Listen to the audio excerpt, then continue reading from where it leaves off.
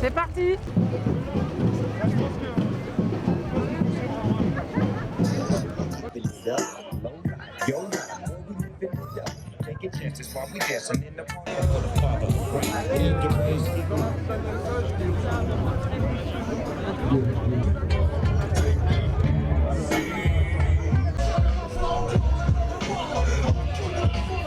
C'est une loi qui va porter atteinte à nos libertés.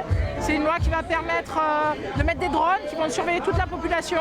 C'est une loi qui va interdire de filmer les violences policières. C'est une loi qui va permettre d'armer les agences de sécurité privées. Donc on est contre, on se mobilise jusqu'au retrait et on ne lâchera pas. Certains articles, notamment l'article numéro 24, on nous a fait croire que oui, bon, on va l'enlever parce que ça fait des histoires. Et en réalité, il revient dans la loi contre le séparatisme au niveau de l'article 18. Donc encore une fois, on se fiche de nous, on nous roule dans la farine. C'est une cause évidemment juste, il faut être là, parce que dans quelques mois, si on laisse faire, il faut quand même savoir qu'il y a eu des décrets là, qui ont été passés. Et les décrets, ça ne passe pas à l'Assemblée, ça veut dire qu'ils sont applicables.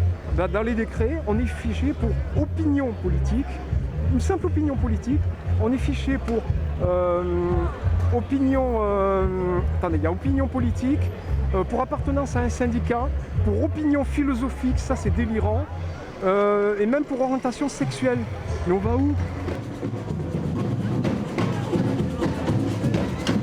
On veut rester ici pour pouvoir marquer le coup et continuer à montrer qu'il y a une détermination de s'opposer le plus grand nombre possible à cette loi. Et on part exprès du quartier populaire de La Paillade, puisqu'on pense que notamment la surveillance globale qui veut se mettre en place va être encore plus importante dans ce type de quartier plutôt que dans le centre-ville. Donc c'était important que pour une fois, et on espère que ce ne sera pas la seule, les manifestations commencent leur départ dans les quartiers populaires. On est résolument opposé à cette privation de liberté qui va s'exercer à l'encontre des citoyens, mais aussi à l'encontre des journalistes, qui est une privation de la liberté d'expression et aussi un moyen de défense qui était jusque-là autorisé pour les citoyens. Quand il y avait des situations compliquées avec la police, on pouvait filmer. Alors en fait, c'est un peu subtil, on pourra toujours continuer à filmer, mais ça sera extrêmement compliqué de diffuser. La Cour européenne des droits de l'homme, l'ONU, s'alarme de ce que sont en train de faire les membres de ce gouvernement, de leurs idées toujours plus répressives, toujours plus dystopiques. Et bien nous, on a effectivement très peur, peut-être moins pour nous que pour nos enfants et la situation qui est en ligne de mire. Il faut lier la nécessaire lutte pour l'égalité et la lutte contre le sécuritaire.